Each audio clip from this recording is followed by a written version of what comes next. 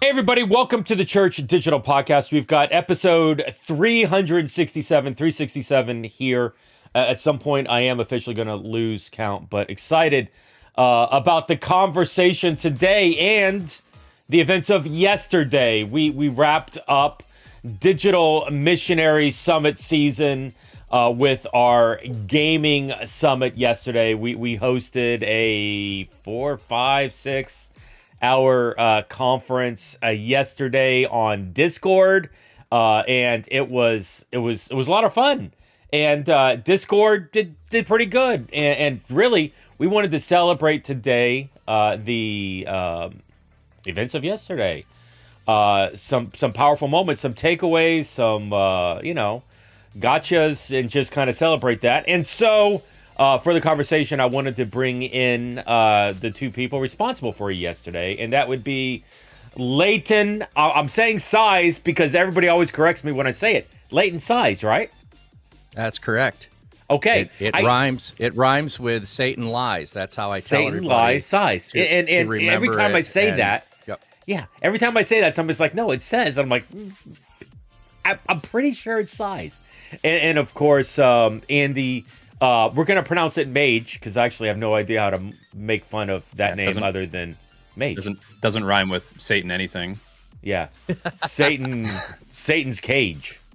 Yeah, there we go. That's all I got. All right, hey, so listen, these were the brain the architects, let's call it that way. These were the architects behind yesterday's gaming conference and the host as well, the gaming summit. I got to kick back in the chair and watch. I got to sleep in on the day. No early morning details to scramble for.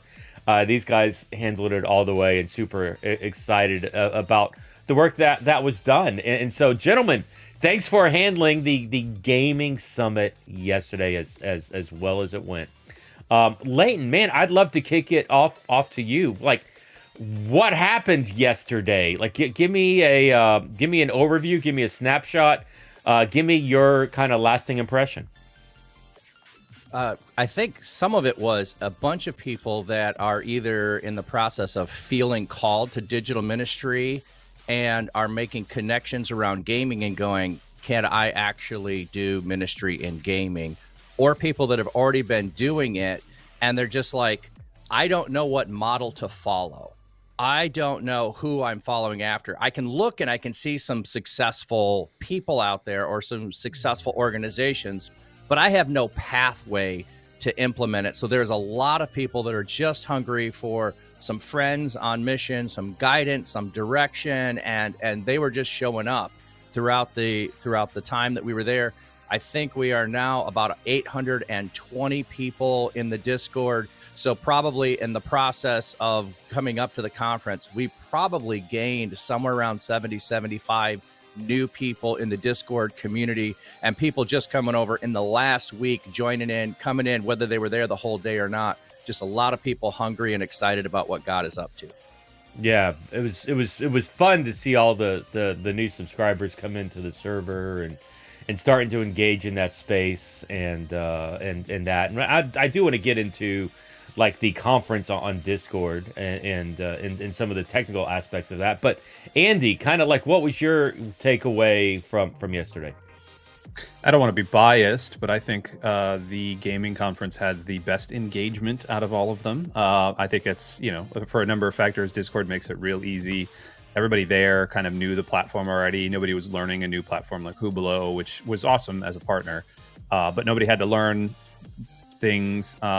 One of the coolest things that I saw also, obviously we're, gamers or gaming adjacent or, people that are relatively used to talking in a space like Discord.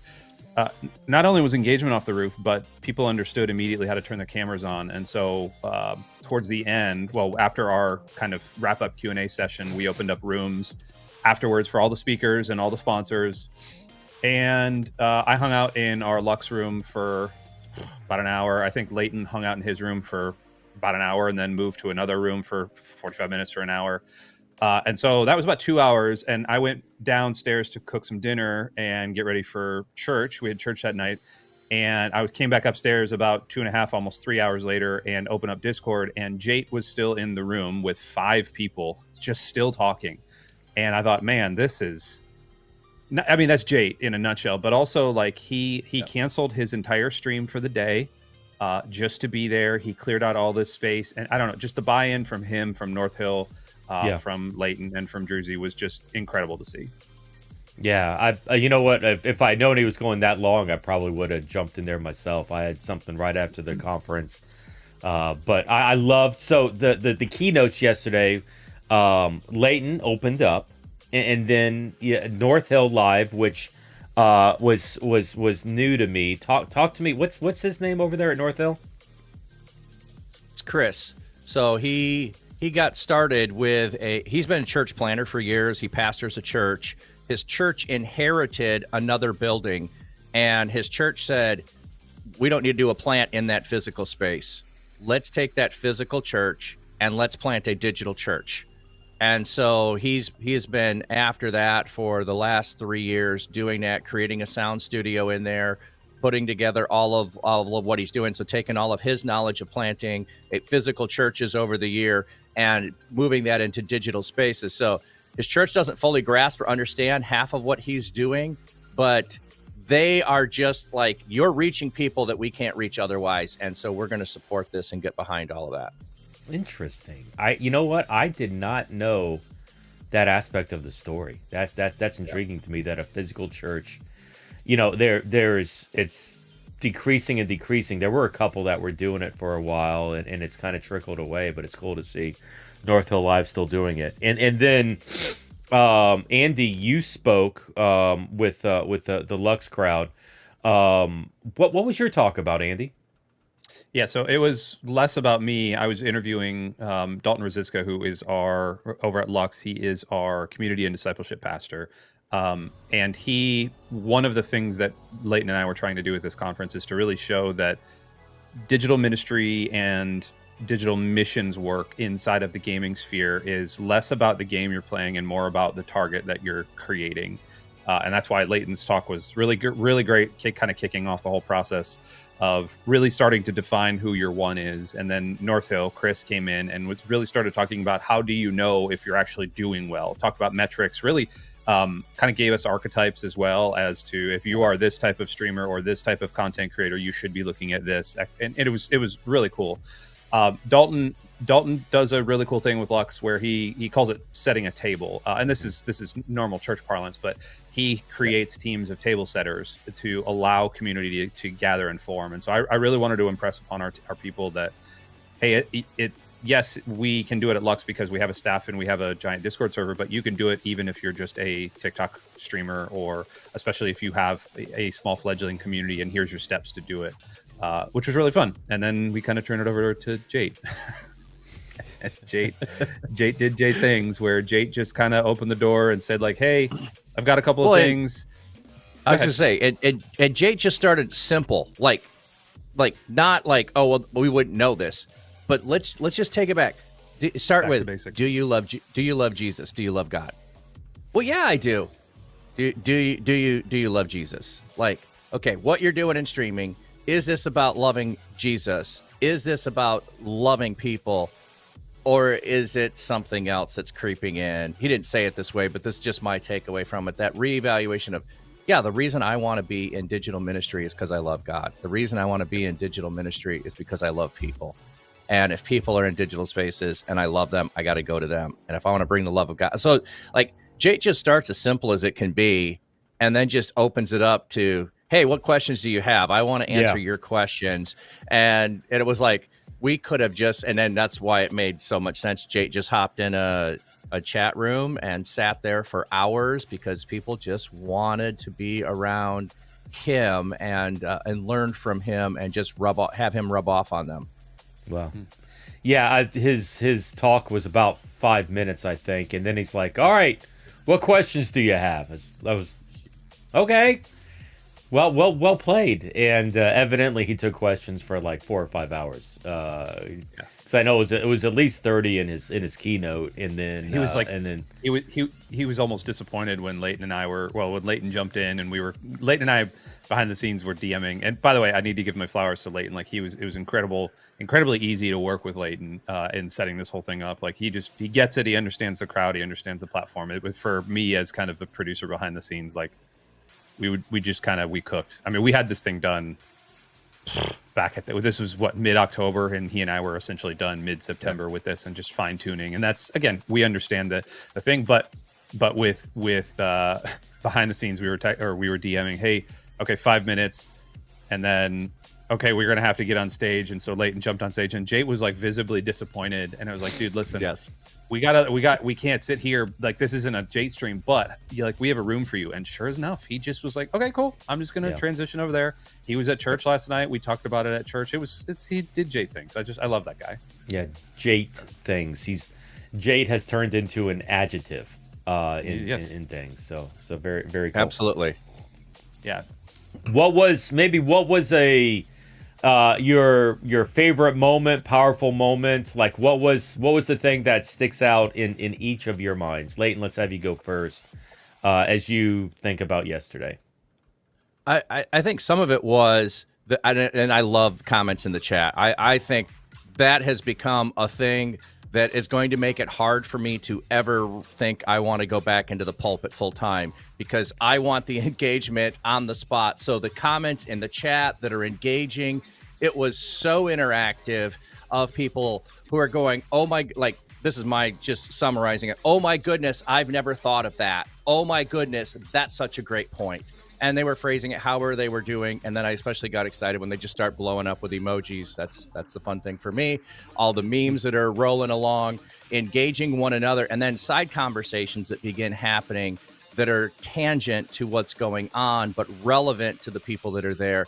It really becomes free flowing of ideas and spurring one another on, and encouragement that just comes off of the talk, instead of where you go to a normal conference, you sit there quietly, and then you have to wait for time to go out in the hallway and, decompress with everybody. It's just spot on, happening in the middle of it and happening simultaneously. That's the excitement for me.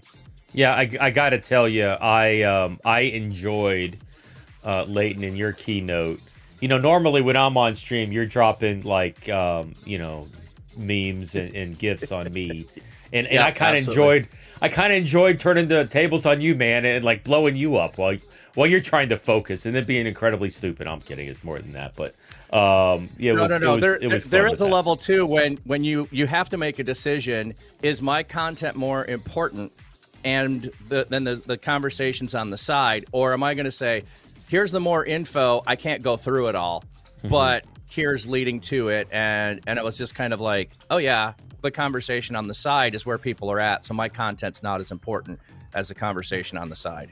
Yeah, I have often wondered why places like Church Online platform that obviously has their Life Church, they've got their platform, why they're not what's the word I'm looking for, building in chat into like the live show as well as the online, as in the live physical services as well as the online services. But maybe I'm just ahead of my time. Like I would totally text during services, the process. Think about though the number of senior pastors that are out there, what age they are, and think about them wanting any intrusion in the middle of them bringing the message God's given them. It's a foreign thought concept. Yeah. So to build something into a platform that doesn't fit their paradigm is probably not the right way to go. Now, I think it's the right way to go, because I think that's going to be more of what Jesus was doing, engaging with people and bringing his message. Yeah, I know we read the Sermon on the Mount, and it's 7 chapters of uninterrupted Jesus, but I think he probably was interrupted along the way when he was giving those messages, and we have the glimpses of that a few times when, Peter will speak up and say, hey, we didn't understand what you were saying. Can you break it down for us? So I think there was probably a lot more of that going on. We just don't have all those discussions. Yeah. Time. I think in time. You're right. A new generation's got to come along. Got to kind of transfer along, but we'll get there. Andy, what was a powerful moment, takeaway? What was, something that sticks in your head from yesterday? Yeah, outside of Leighton, and I think we're gonna show some of Leighton's keynote at some point. But outside of that, which was really well done, and I think it really greased the groove in terms of getting people thinking. Chris, who I knew him, but I hadn't really been familiar with him. North Hill Live. I've been dealing a lot with archetypes lately, just in kind of some marketing stuff I've been doing on the side, and one of the things he kind of dropped was this paradigm, this archetype of, if you are a certain type of streamer, like if this is your personality type, these are the things you should be looking at. And I really keyed in on that, and I think it's something I need to sit with. It actually spurred Dalton and I in DMs to start talking about what archetypes we found ourselves in. Are you a big brother? Are you a host? Are you an entertainer? Are you a disciple maker? Like where do you fit in those channels? And Dalton remarked to me in a DM, he said, it's a lot easier to see it in other people than in yourself. So I see you as this. What do you see me as? And it was a really cool kind of bonding moment for he and I, but also I think it really challenged me to start to define a little bit more of like, what are we actually looking for? As a church, or even as a stream, as TCD or as Lux, like what are we? Are we hosts? Are we entertainers? Are we disciple makers? Like what is the overall thing? And how can we let that filter through the organization? So it's something I'm going to actually carry into our staff meeting in a little bit and see how we can translate it. Awesome. Very cool with that. That's part of what True Center, Dr. Tim, what motivates us. We've done some other, Dr. Tim was more connected into the neighborhoods and the recovery conference. But yeah, just I love that archetype model, and the archetype, what it helps you have something you can hold on to. It's like, hey, this is who we are. This is who we need to be. This is who we, in that model that you can grasp onto. And now that I have it, it's easier. Barbara used to always say this: once you can put words on it, it's much easier to replicate. Yep. If you can ever put words on it, you have no chance of multiplying that. And so I love that option. Hey, just to piggyback, piggyback on that a second, Andy, because you were talking about that and processing through it, and my brain went a little bit further and going, what if you sat down and had your team put your character sheet together for you? Broke down your strength, broke down your charisma, broke down figure out what those are. Like, I was thinking, oh my goodness, how fun would that be to sit down in a team and have them build your character sheet out for you of all of those things, special abilities, whatever you want to call strengths and what you utilize. Feet and all that. Yeah. Yeah, we were so that's actually part of it. That, and we actually have at Lux, we have our engagement pathway, and it's literally it's built out to look like a pathway from a castle to a tavern, and it's very nerdy because that's our target. That's our one, if you want to, if we want to use our parlance from the conference. But the interesting thing is, along the way, you're going to meet people, and who are the NPCs you're going to meet, who are the player characters you're going to meet, and I want to start defining those a little bit more. But in the first step, it's the awareness step. Okay, what are the PCs we're going to meet, and how can we define them, and how then, as disciple makers or hosts, how do we then distill metrics for success? And I'm not just talking views, because views and content that's a game that you have to play with the algorithm. But how can we actually take that behind the scenes? So that's something we're actually going to be doing probably over this month and into the next month for 2026. So cool. Good. Yeah, I want to give a shout out to Saddleback Sam for making an appearance in yesterday's conference. Leighton maybe nerded out a little bit. We'll get there here in a little bit, but Saddleback Sam made an appearance. That's right. Believe me, I did not wake up yesterday morning thinking, oh, we're going to talk about Saddleback Sam. I mean, we talked about Saddleback Sam with the one, but I was like, man, Leighton's like actually mentioning Saddleback Sam and Saddleback Church, describing it. So that was a surprise to me, all things considered. But very, it's interesting to me how not a lot of, it's interesting to me how more and more digital missionaries, digital churches are recognizing the need and the importance of finding the one. There was, I remember, and actually, let's go way back, the first, 2021, the year that Mark launched Lux Digital Church. Mark was part of the first cohort that I ever led at Stadia, where we had 3 or 4 guys that we walked through, and to my recollection, Mark was the only one that was comfortable with the idea of a one.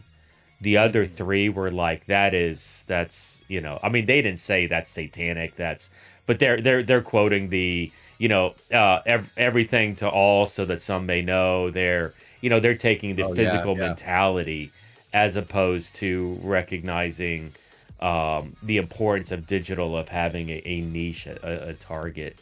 And so it was really interesting now to see 4 or 5 years later since Lux launched, that now others are starting to really recognize the importance of that niche, and churches like Lux are very open to sharing. Hey, what's the secret sauce? Finding that one and building on that. Not to say that. So many are just like, well, what if God brings somebody that doesn't fit into one? It's like, well, then you bring who God brings you. I don't know. It looked like you wanted to say something there, Leighton. Oh, we were having a conversation around that post-conference because a couple of people were pushing back against it, which I love when people challenge thinking because it helps us sharpen our thinking. Mm-hmm. And I just use the illustration of, if my person that I'm called to is a single mom who's struggling financially, who's living paycheck to paycheck, and I'm trying to reach out to her, I'm going to reach you as a mom or dad who has a single daughter, because you're going to resonate with my care for that person. So I'm not trying to reach you. I'm trying to reach the single mom, but you as a parent are going to say, I know your heart. I know where you are. I'm attracted to where you are and your care. So I want to come along and join you in what you're doing. So by focusing in on the one, it really resonates who we are to others around us. As much as we reach that one, we begin to gather other people who might have similar cares, similar passions, or just say, I love what you're doing and I want to join you. Do you have any thoughts on that, Andy? Andy, isn't there like some grandma that attends Lux? I feel like I've heard this story. Oh yeah, no. We have people that are above 60 and 65 regularly. The cool thing about that though is that we are unabashedly aiming for the one at Lux, and yet when you do that, you're going to get, it's a bell curve, right? Like your one is the middle of the bell curve. That's the 80%. You're going to get 10% on either side. The majority of the people are gamers, and the couple of the grandmas, one of them, she is in my small group. She's not a grandma. She's late 50s, early 60s. She's in my small group, the small group I lead, and she unashamedly says, I know nothing about this gaming stuff, but I love the fact that young people are actually seeking Jesus on the internet. This is the best way for me to connect, and she loves opening her Bible and jumping into stuff, and she's in service, and she's asking questions, and she's doing all that things because she resonates with the idea of this is actual community. Not that it's community for her, but that it's actual community, and it's kind of a safe place for her. We have a lot of people like that, and that's, again, we're unashamedly aiming for Shadow Slayer 329. Like that is the distillation of who we're aiming for. And yet you're going to bring all the other people, and it's like Leighton was saying, or even like Jeff, you were saying, like instead of going for all and grabbing few, why don't you go for the few and see what else you can carry along with you? It seems a lot more, niching down is never a bad thing. It seems a lot more niched, which is kind of what God's calling us to do in his kingdom anyway, is to find our avenue in the kingdom, because there's millions of other people out there that are trying to do the same thing. Yeah. For me, it's so good. And it's interesting how the perspective is of having the one, that you're incapable of reaching beyond the one, but it's more of it, whereas I look at more as a general focus. We're going in this direction, but we're ministering to whoever God brings along, and it's like it's how that idea of the one kind of got twisted, I think, somewhere along the way. For me, the most powerful moment. And this may be self-serving. I apologize if it comes across that way. Seeing the response of the audience to the Next Steps platform was inspiring for me. She was. I'm blanking. Andy, do you remember who did the talk yesterday? What her Kelly name was? Bones. Kelly. That's right. Kelly Bones. Kelly Bones was her maiden name. I was like, that's got to be the most awesome maiden name in the history of all time. And it was K Bones Tomp or something for last name, her husband's name. And she was so nervous. Kelly, sorry, I'm gonna out you here on the show. She was really nervous about coming on. First time on Discord. She's like, I should not. Literally, she's like writing emails, right before. I don't know what I'm doing. How do I work this platform? I'm jumping on Google Meet, doing a screen share, kind of walking her along. The husband's trying to help a little bit. And she's like, I don't know if what I'm doing. I don't know how this is gonna work. Like she did not understand the audience. I guess more than anything. Sorry, Kelly, I'm outing you. But that group of people was so excited about the resource that Jesus Films Next Steps, Jesus Film Project's Next Steps platform was, and how they could utilize it. Like, it was really cool to see in the chat engagement blow up and to see her face as she's seeing the opportunity to connect. Like, it just was really exciting to me in that one moment. Go ahead, man. And it's funny. So that was happening, and then behind the scenes. So I popped into the room with you to kind of try to help. I was only there for like 10 seconds, and then bolted. And I was like, oh man, I hope she's going to be okay. And she popped on, and she was fine. She got her sea legs under her, and once she was able to start screen sharing, like, it was all good. Right.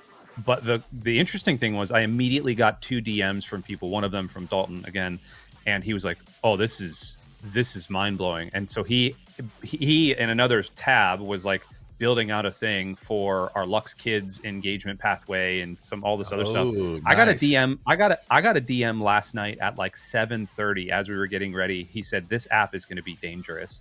I said, what do you mean? Like is this going to be a bad thing? He said, no, like, we're actually going to transition from some other things into using this app going forward for our Lux Kids program. And I was like, all worth it right there, baby. It was all worth it.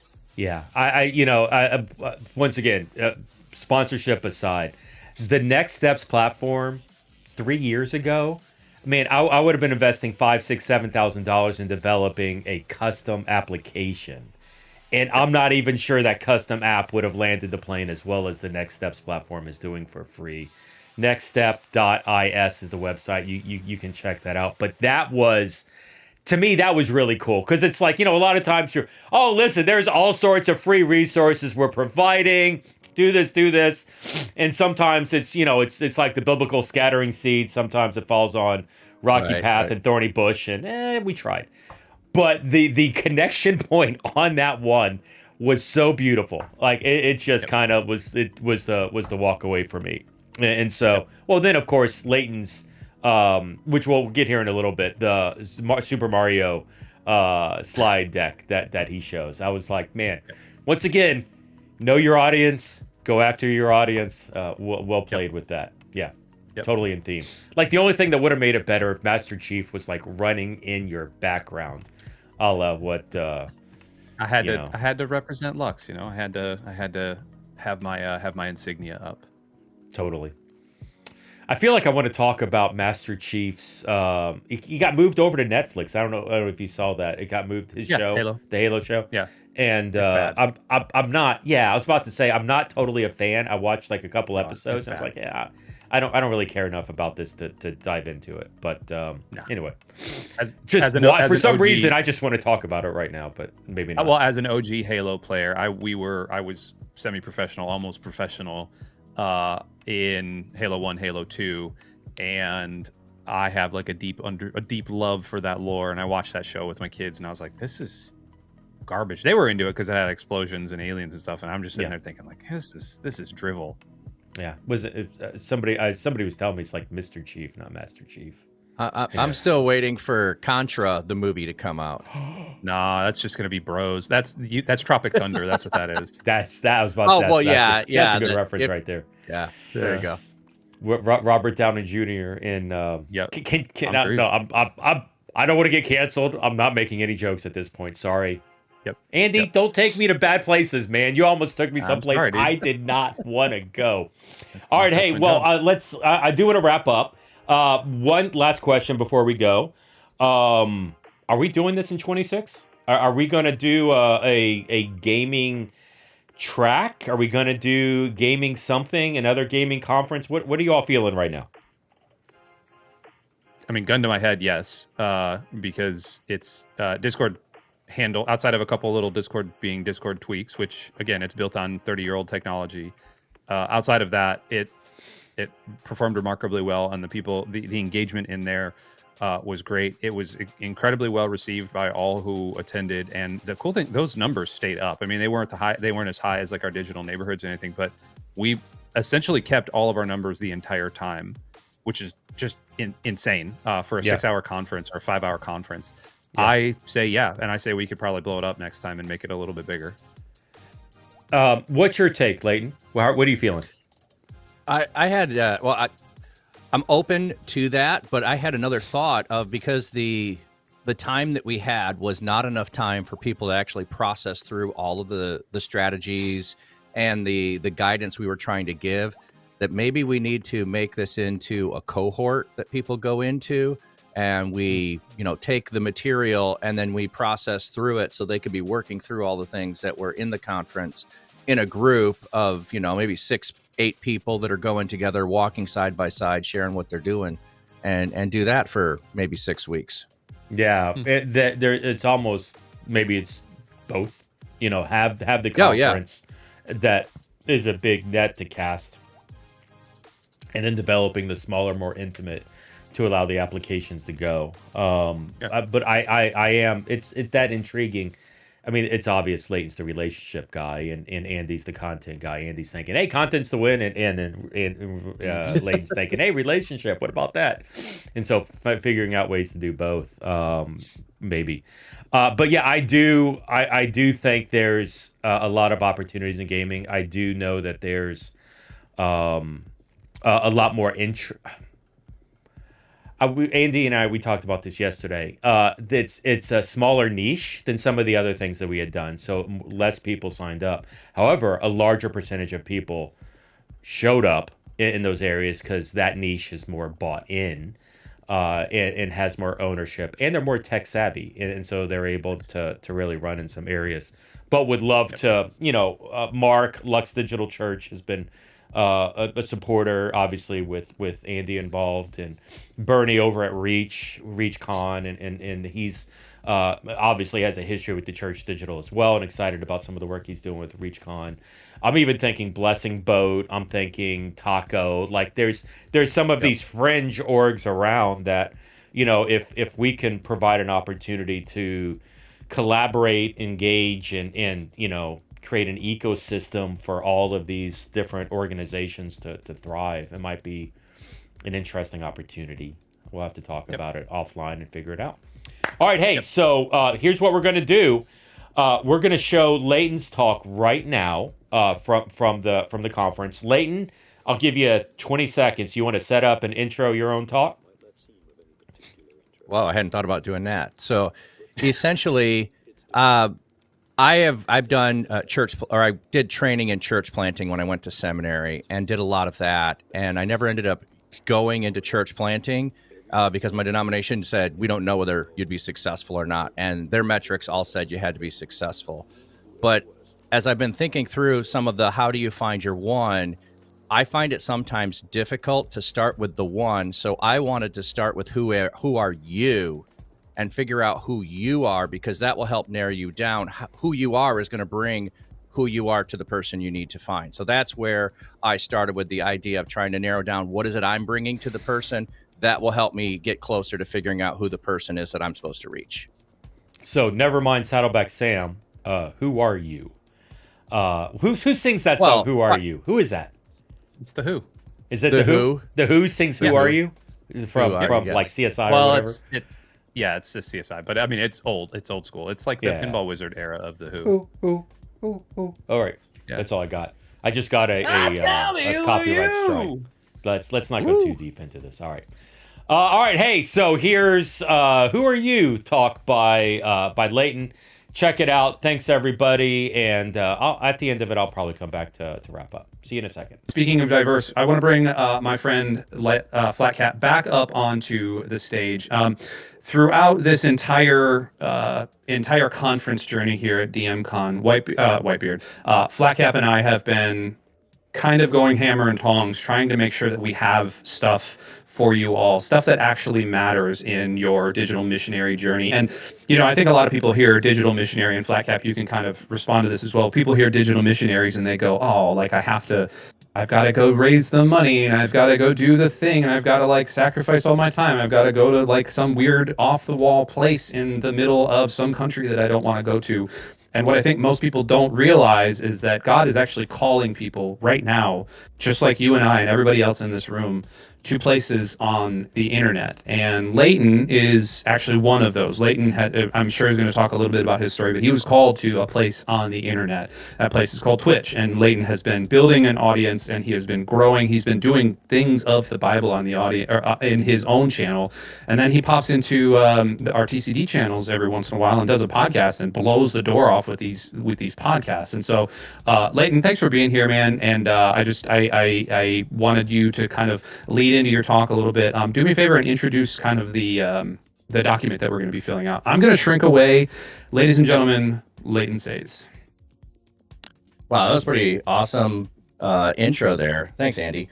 Yeah, like I say, Andy and I had a bunch of conversations about what we would want it to be, and the thing that I wanted is for you to walk away with something tangible in your hands, and I don't mean that has to be a physical thing. I mean, digital documents, I'm all good with, but you have something concrete that you're walking away with. So if I posted it in the chat there, there's a document in Google Docs that is going to have all of the questions that I'm going to ask. It's going to have all the questions that the other speakers are going to ask. Let me just actually do a screen share here a second, if I can. There we go. Share that. So you should be able to see that there. So this is what the document is gonna look like. There's tabs on the bottom. So here's the first talk. There's a tab on the bottom. There are my questions that are in there. There is the way to answer this. So I know that some of these questions you're not going to fully be able to answer right now. We're going to give you time to work on them. So it's not just, hey, it's all theoretical. Hey, it's all in your head. You're resonating with them and you have no time to work on it. So we will give you built-in time during the conference to go and answer these questions. You can't answer one question, then focus on the next one. But today and throughout the next weeks and months as you're filling this out, that'd be your initial answer as you're resolving this. And then the thought process is come and reevaluate this in 3 months, 6 months down the road and see, is it still the same? A year from now, is it still the same? Have you refined who the person is, depending on the question there? And then there's some concerns or things to resolve. So as you're answering questions, maybe something pops up in your mind and you say, oh, I don't know about this. Here's my problem with trying to figure that out. So put some thoughts in there. And then just any speaker notes.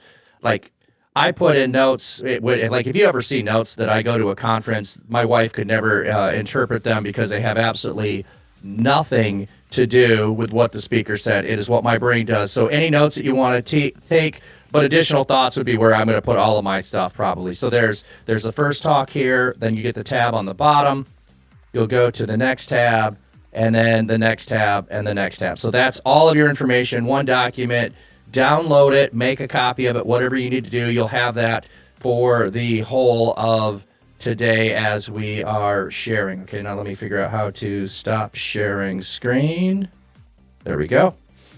So just to back up a little bit on my story, because I didn't plan on being in Twitch. I did not think this is what I was going to do. I never felt like, I mean, I always loved playing games. We were asking what games. My most of the time game of choice is Assassin's Creed. I do have Dishonored, Rise, Shadows, so I'm an RPG player. That's where I'm going to spend my time. I'm just looking. I got 1, 2, 3, 4, Assassin's Creed sitting right in front of me that we could pull out and play if you wanted to. But I never thought that's what God was going to use me for. And the thing that's interesting, and I put this on one of the videos trying to promo everything, was I got into drama ministry when I got into college, and that's where I met my wife. And then I thought I'm never going to do anything with this because I really didn't think I was going to. That's not what I was going to do. And then years later, I was feeling God's tug on my heart to do something in ministry.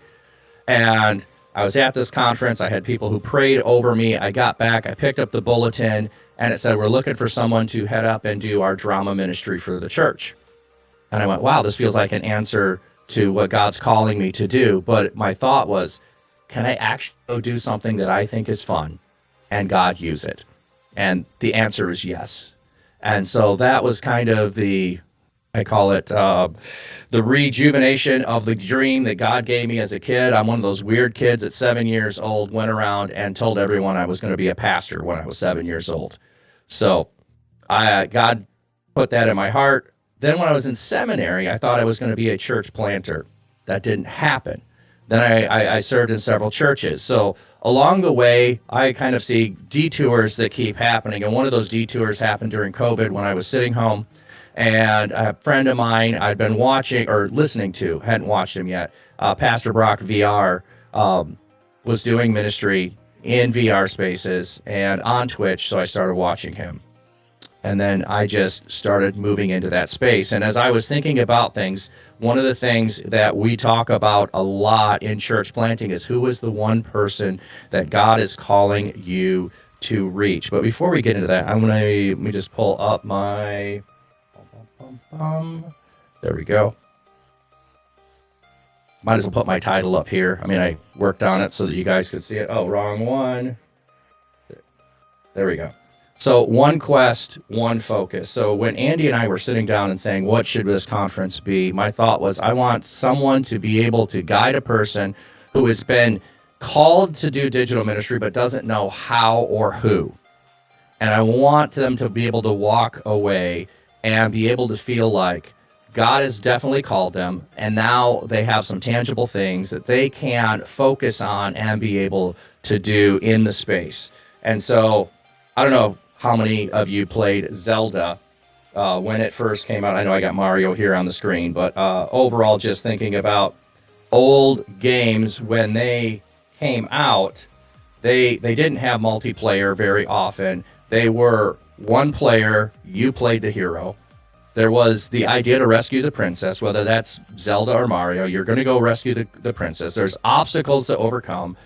You gain power for the journey, and then you finish the game. And I just think sometimes there are so many options that are out there that we lose focus. I mean, I'm trying to think of what game it was, but some things have gotten so open world that I never finish the game because I don't know what I'm doing. I'm the person that wants to do every side quest so that I have infinite power and I go against the level 50 characters when I'm finally level 100 and I just waltz through the game with ease.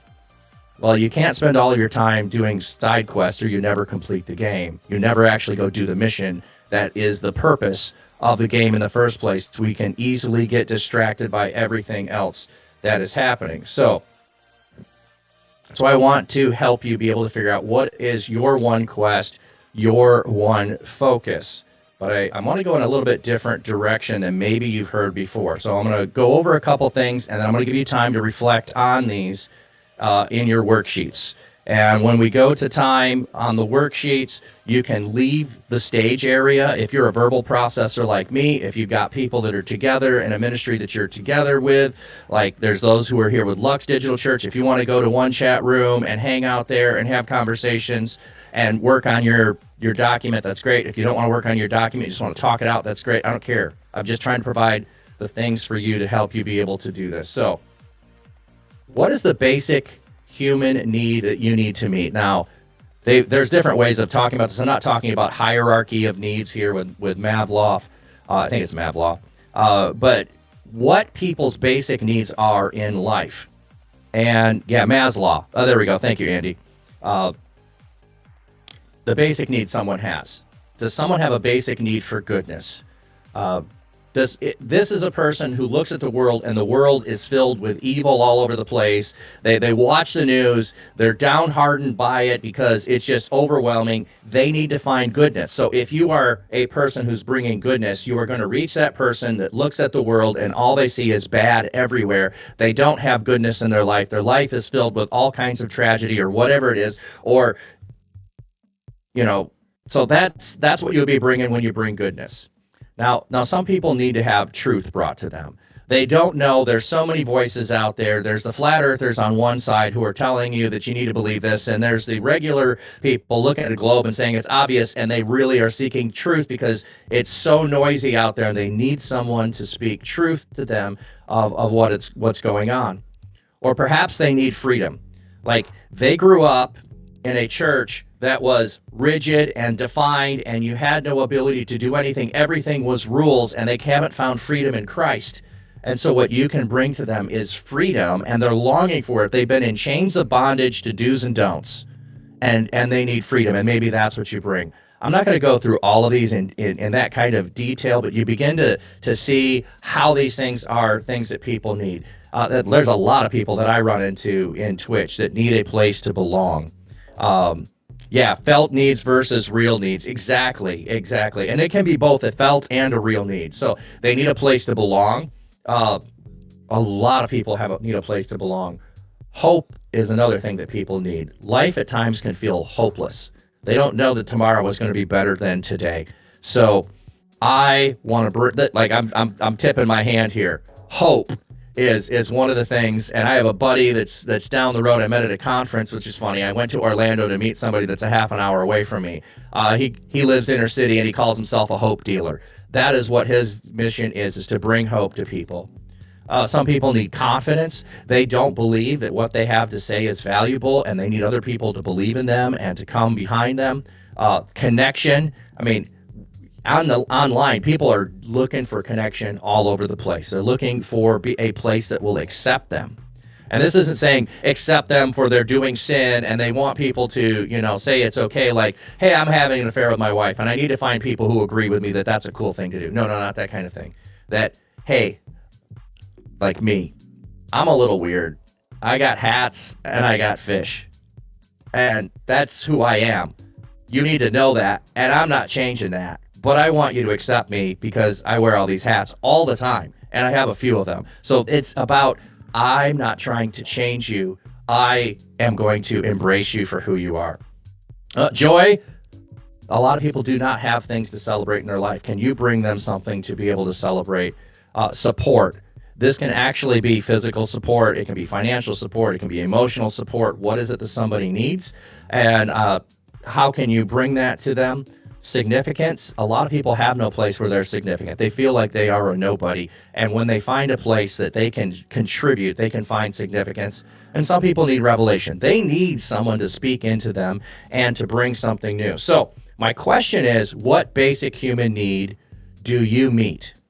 So I am going to bring a certain approach to things. So rather than trying to figure out who I'm going to reach first, I want you to think about who it is that you are going to be reaching. So I'm seeing a few people typing in the chat. Make sure you make a copy of this for yourself so that you can fully access that, and we won't be all sharing the same one when you open that up, or download it and then you'll have it for yourself.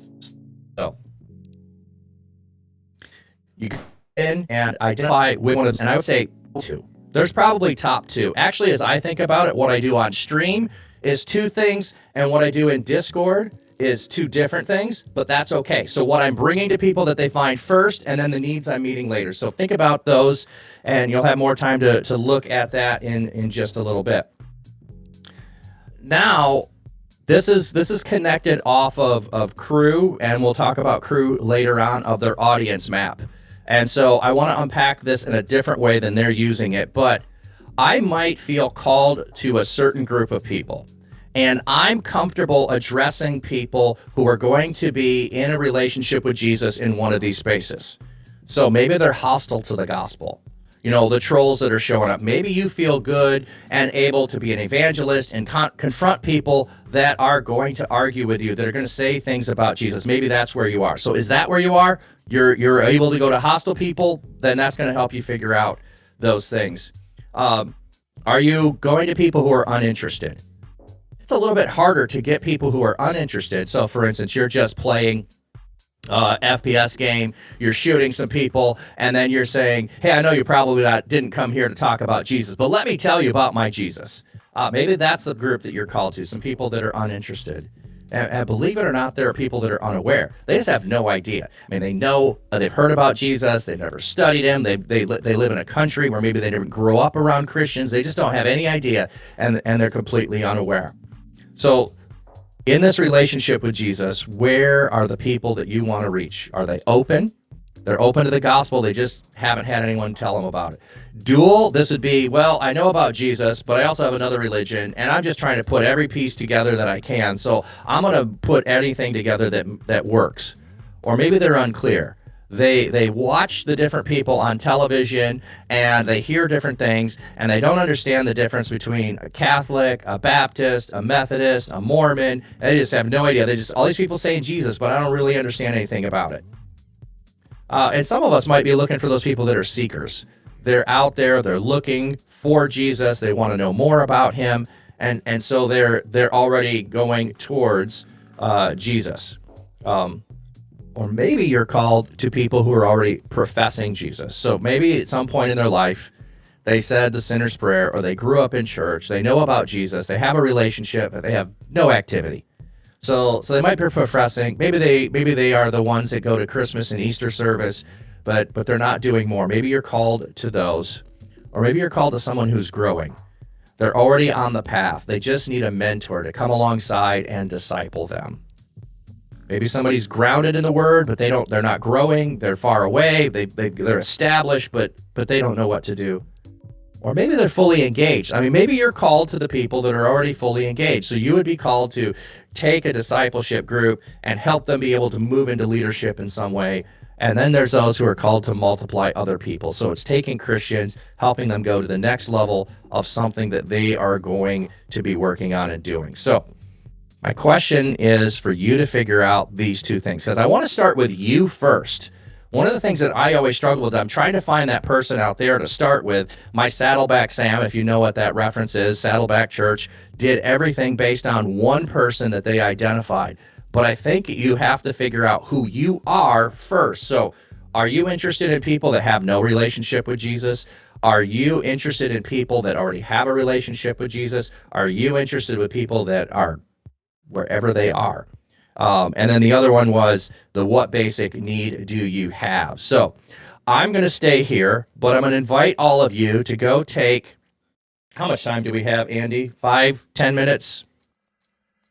Let's go to timer at 5-ish. Yeah, go take like 5 minutes. You can go jump into another chat, and you can go over to any one of the other voice channels that's open if you want to chat with other people. Otherwise, just spend some time in reflection, thinking about what those are. Yeah, Andy, thanks for posting that again. So start filling it out, answering those questions. What basic human need do you meet, and what relationship with Jesus do you want to reach? And if you have questions, you want to stay here, you can post those in the chat. If you go off to the other ones, we will meet back here at 11:35. So be back here at 11:35. I'll stay here, and I'll just answer any questions you have in the chat.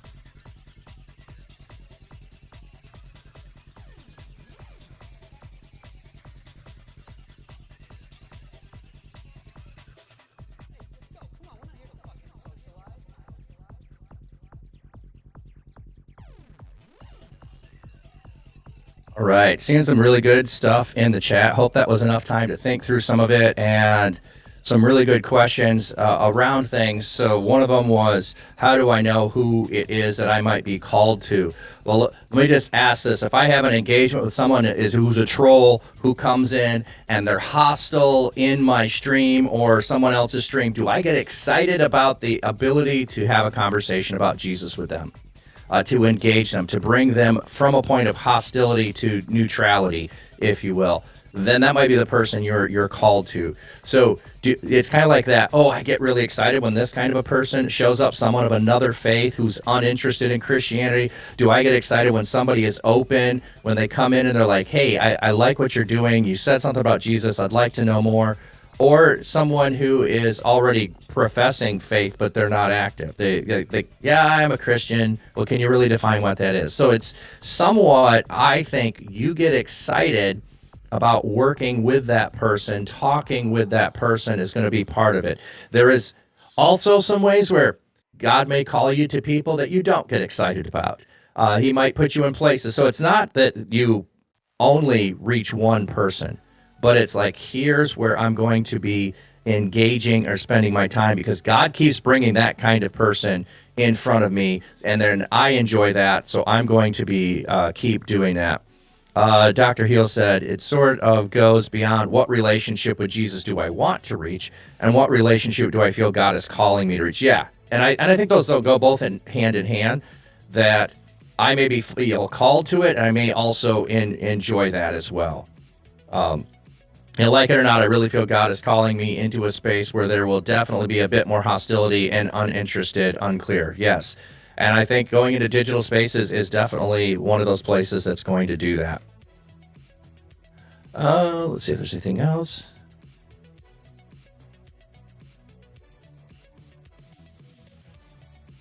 Okay. And again, I'm trying to just help you figure this out. And you can totally say, this doesn't work for you, this piece doesn't work. Maybe the part on finding the basic human need resonates with you more of, I'm going to focus on goodness, that's what I bring. I'm going to focus on belonging, that's the people I'm going to. So one of these might be the primary, one of these might be the secondary, but hopefully it's helping you to narrow into one specific person that you're going to reach. I focused in on one specific style of hat that I'm going to wear. Hats are great. I've always loved hats. What's really weird is I've tried to figure out why I've always loved hats, and this might sound strange, but I have a vivid memory of a first funeral I went to. One of my great uncles is in the casket, and he has a painter's cap on that is white with red polka dots.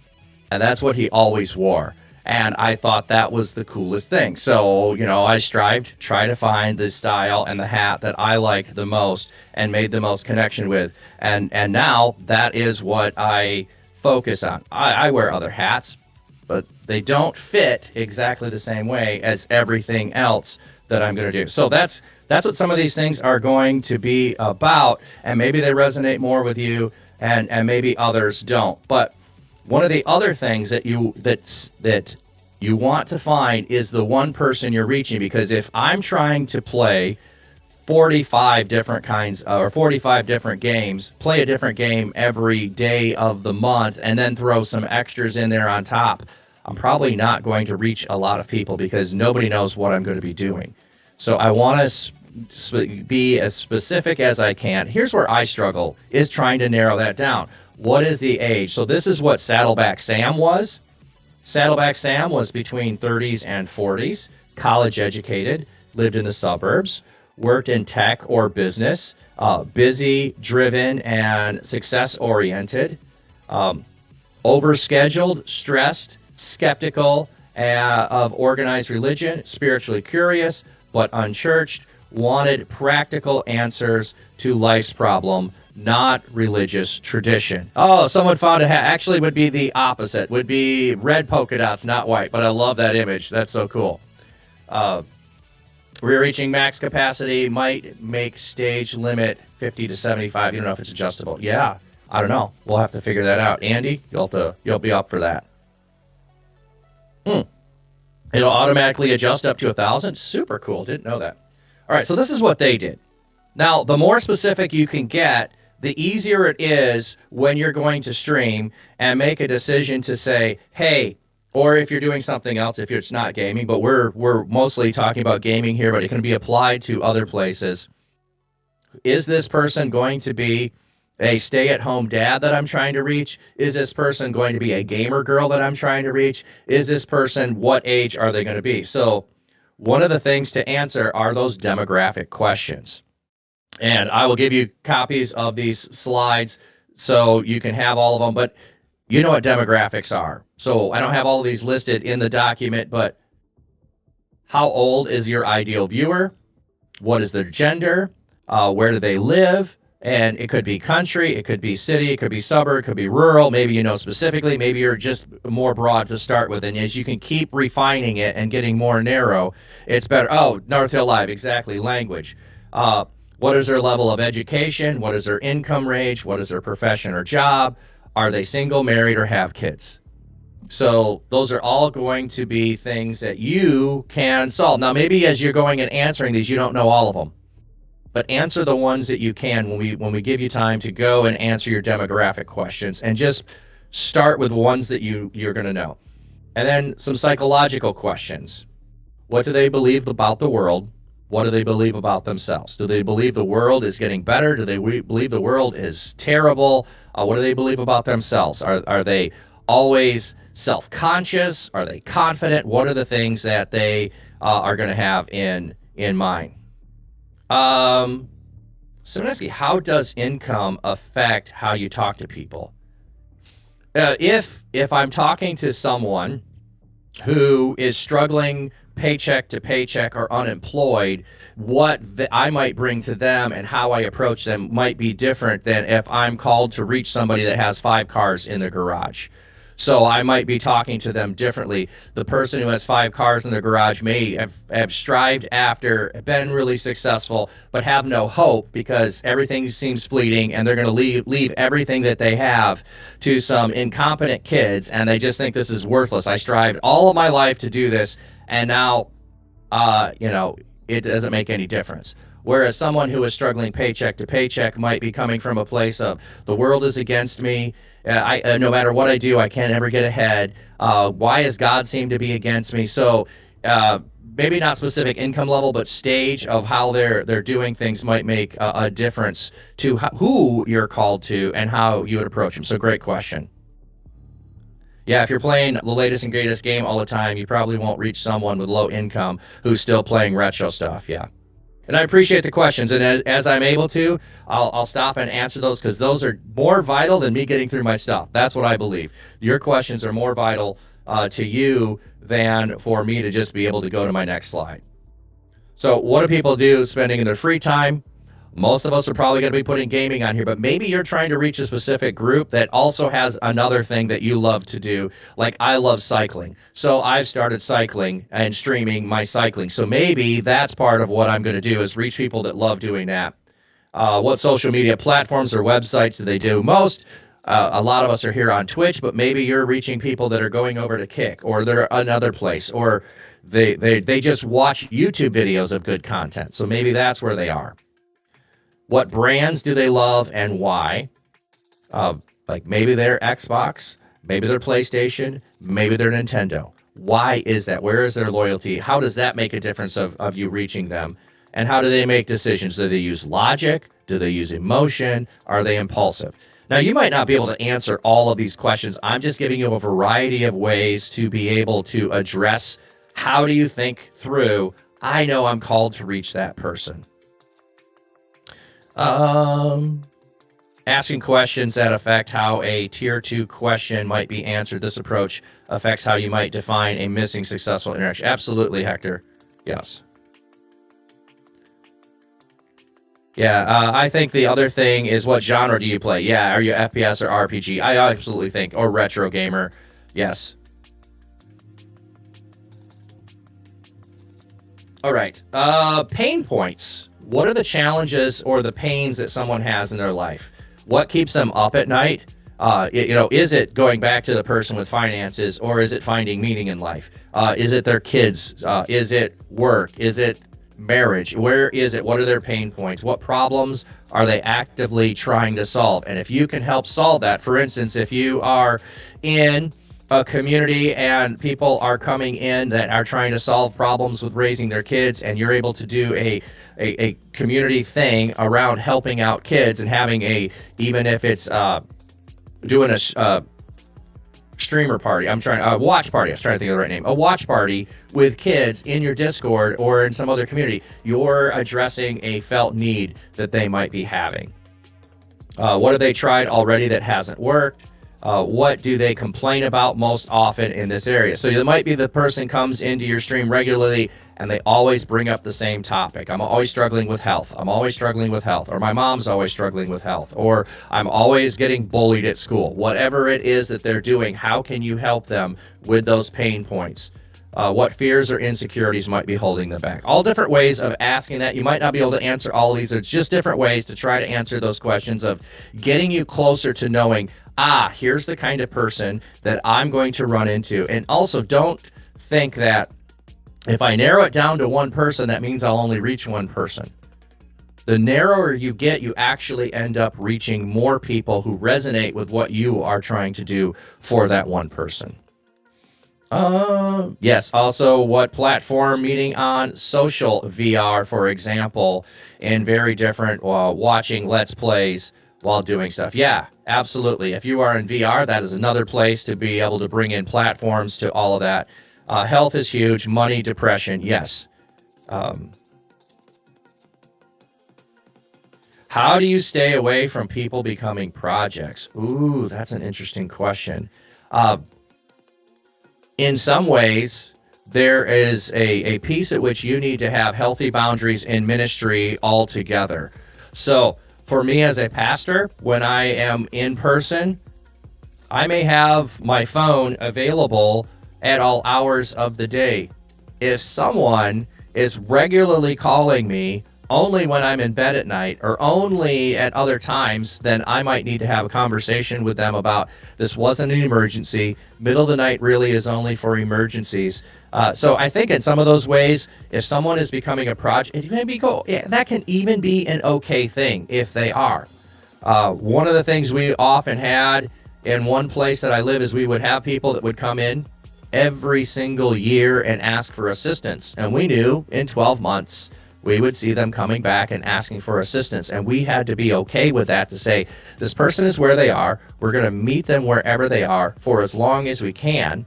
But one of the other things, and this would go to recovery ministry and compassion fatigue on some level. So that's stuff that we covered on another conference, but I do want to address that in some ways, is you need to have boundaries around yourself and your community so that someone does not take too much away from you. So I don't know if that makes sense, if that's answering your question, but I think it's okay for someone to be a project on some level, as long as you didn't seek them out to say, I'm going to fix them. When someone comes to you with needs and you keep trying to help their needs, if it's too much for you, bring in other people, bring in the community, hand them off to someone else, refer them beyond. So when, for instance, if I had someone that came in for marriage counseling, I'd usually meet with the couple 3 times. I might meet with him or her 3 times. After that, you need to go and have someone who has more skills and more level than I do to deal with it. So when someone becomes a project, it's an assessment of, is this a person that's just supposed to hang out with me and it's going to be this ongoing, I'm going to minister to them for a long time, or do they have needs beyond what I can do and I can pass them on? Yeah, definitely need to have the Holy Spirit. Absolutely. Just catching up on if there's anything in chat.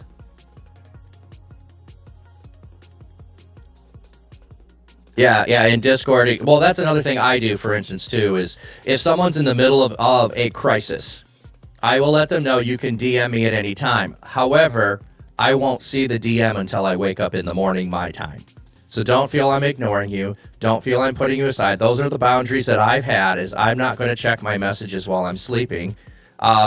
I'm going to be available for you as soon as I'm awake, and I will respond as soon as I see your message. So there's where I've put some of those boundaries. And when you get global, some of that needs to be the case, because for them, 3 in the afternoon might be 3 in the morning for you, and they're just thinking about it, and they don't want to spend the next 6 hours saying, why haven't you called me or messaged back? So having some of those things are a good way to be able to be thinking about that. And several people talking about the Holy Spirit. Absolutely, in all of this, the Holy Spirit is absolutely a part of it. Now, maybe you have people that you're going to reach that pain points isn't the main thing for you. Maybe it's goals and aspirations. What is their ultimate dream or goal? Maybe their dream is to be a full-time streamer, and you are going to reach people that's their goal. Maybe it's somewhat, or what outcome would make them feel successful. Maybe they're going to college and you're going to help them, or you're going to be walking alongside of them as they do that. Or maybe it's their parenting, and what they'd really like is a better relationship with their ex or something along those lines, and how to parent, co-parent when you're not in a same household with the person who's the other parent. So it could be any kind of these things that you would think of. And what would they want to achieve in 1 to 5 years from now? Or who do they admire and look up to? So there's a ton of different ways to approach this. You can go demographics, you can go psychological, you can go pain points or challenges, and you can go goals or aspirations to be able to reach people. So I'm going to give you just 5 minutes if you want time to go and fill out those questions while you're thinking about it, while you still have fresh in your mind, and then if there's any questions after that, we'll answer those. So you know what? Actually, I'm going to cut a little short. How about we come back? I'll give you 3 minutes. I told you 5. I'll give you 3. I know you won't get through all of them. Let's come back at 11:55. I'll stay here if you want to go. Like I said, you're free to join in another room and hang out and answer those. And if you have questions, just type those in chat.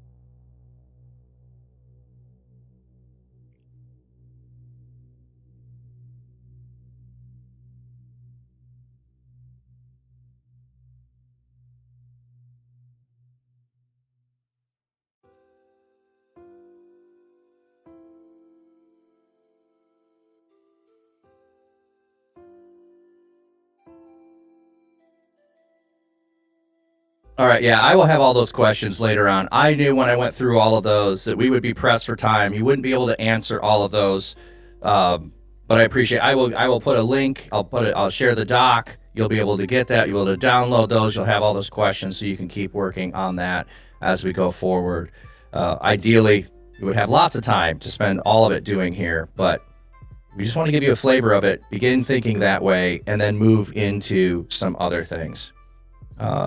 Give me more screens on a printer. Yeah. Laptop. Yeah. I wish I could put them all up there, but it doesn't work that way. Okay. I think that's it for what I have. Thank you for hanging out with me. Loved all of your questions and what you were bringing. And we'll be continuing this discussion as we go forward. Flatcap. Thanks, man. Can we get some fives in chat for Mr. Flatcap Dapper Pastor over there? I think that the coolest thing that happens when you start to think about your one, we did this exercise a couple of years ago at our very first Megazord conference, and then we did it subsequently at the first year you were at us at Nerd Culture Ministry Summit. We did the same thing. And an interesting thing happens when you actually start to define your one. You actually start to learn how to put the blinders on. There's an old Japanese proverb that I'm a runner and I'm a fitness guy and all that, as well as a gamer. And one of the things that a lot of personal trainers and a lot of people will say, it's an old Japanese proverb. It says, "Man who chased 2 rabbits end up with none, but man who chased 1 rabbit end up with good meal." And the idea behind that is not that we're going to be like dining and feasting on the people that we're trying to serve, but instead we will catch the goal that we are chasing if we narrow it down. All right, hey. Man who feasts on rabbits. Man who feasts on rabbits. Man who... Andy, what was that again? That was a little weird. I'm just saying.